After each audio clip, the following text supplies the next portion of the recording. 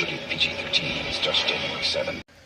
Yeah, if this movie isn't going to put the time and effort to make a good film, then I'm not going to put the time and effort to put together a regular episode. So, welcome to Time About the Movies. Happy New Year, everybody. We're starting a brand new year off, 2011.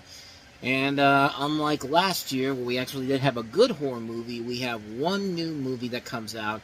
And it's the typical movie that you'd expect to see on the first weekend of the new year. It's a film that clearly the studio had no intentions on actually marketing to sell to people. They knew they had to put it out this weekend because this was not going to sell on any other weekend, especially the next weekend. But here we have Season of the Witch, which stars Nicolas Cage and Ron Perlman. Two great actors. Unfortunately, they're stuck in a really, really bad movie. The story is that they play two knights who return from the Crusades to find their homeland devastated by the Black Death. The two church elders accuse a young woman, played by Claire Foy, who of course will later go on to star in The Crown and actually had her career start a couple of years ago with Being Human, of being a witch responsible for the plague. They command the two knights to transport her to a distant monastery so the monks can lift the curse. It's directed by Dominic Sena, who worked with Nicolas Cage about 11 years prior on Gone in 60 Seconds. Which is funny because that movie came out in 2000, which coincidentally was when this movie started production. This thing had been in development hell for 11 years before it made it to the big screen. It was purchased by MGM, then it got moved over to Columbia, then it got moved over to Relativity Media, who was trying to become their own studio in general, and needless to say that didn't work out very well for them because they were pretty much out of it. They were pretty much out of the studio business until it's a couple years later, but this is what you'd expect from a bad Nicolas Cage movie. You thought that Kick-Ass and The Sorcerer's Apprentice was a sense that he was returning to form. Nope. This Academy Award-winning actor has gone back to the same place he was in 2007, 2008, 2009, like the late 2000s pretty much. I'll take whatever bad script you give me, and lo and behold, this is the end result of that. Just a terrible movie, a cheap-looking film. A film like this should not have a budget of $40 million because it certainly does not show on the big screen at all.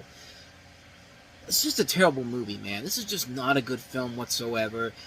And again, it's the type of movie you expect Nicolas Cage to make when he's down on his luck. He doesn't have any other movies. He's not getting any good scripts handed to him, which he probably is, but he's taking these ones specifically for no other reason except the fact that, hey, he's getting a nice paycheck out of it. So, really, that's all I got for you on that one because, yeah, this movie ain't worth it, really. It's not even worth giving you a full review on it, per se. This might actually be one of the shortest Time About the Movies episodes I'll ever do, because that's it for our show. I mean, literally, we have nothing else to cover about this movie. It's a garbage film. It's the type of film you expect to see to start off the new year. Yeah. Needless to say, avoid this one like the plague. So yeah, a sucky weekend overall, but it does get at least better next week. I think, because we have two big new releases for Martin Luther King Jr. weekend. One I remember seeing and liking back in the day, but it's been a long time since I've seen it. Seth Rogen starring as the Green Hornet, also has Cameron Diaz in it. From what I remember it being a good movie, but it's been a long time since I've seen it, so I have to take a look again and see if it holds up after all this time. I don't know if it will, I don't know if it won't, but you'll hear me talk about that one tomorrow, and then certainly one we're going to delve into because it might be the single worst thing Ron Howard has ever directed, and that's saying a lot.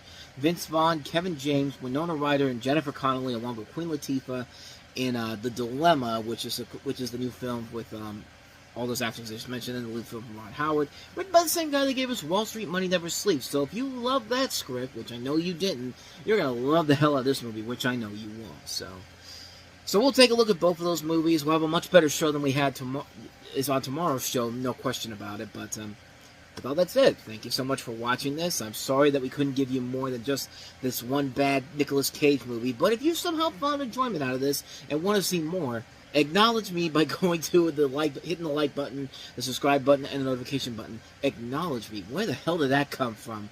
But anyway, I'm just trying to get out of here, so go ahead and hit the like, notification, and subscribe button. Wherever it is down here, you see where it is, but hit that playlist, check out the last episode I did, which was a much better episode than this was. I'm getting out of here. Whether it's in the past, the present, or the future, I will see you at the movies, and I will see you with a much better episode next time. Thanks for watching. See you next time. Take care.